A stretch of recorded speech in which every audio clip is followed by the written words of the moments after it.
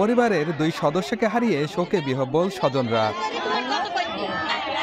সোমবার মেহেরপুরের ভৈরব নদীর স্লুইস গেটে গোসলে নেমে উল্লাসে মাতেন তানভীর ও কৌশিক। সেই দৃশ্য মোবাইল ফোনে ধারণও করেন তারা। হঠাৎই পানিতে তলিয়ে যান 17 বছরের কৌশিক। তাকে বাঁচানোর চেষ্টার সময় নিখোঁজ হন তানভীরও। রাতে দুজনের লাশ উদ্ধার করে ফায়ার সার্ভিসের ডুবুরি দল। বাড়িতে জানাইছি, ফোন দিয়েছি ওইখান থেকে যে ছেলেকে পাওয়া যাচ্ছে না।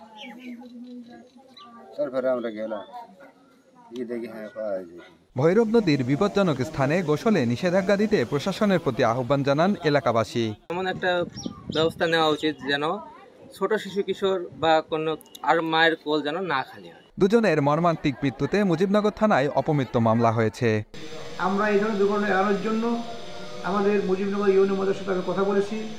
উনি বলেছে যে পানি উন্নয়ন বোর্ডের সাথে কথা বলে এখানে একটা নিষেধাজ্ঞা দেওয়ার ব্যবস্থা করবে।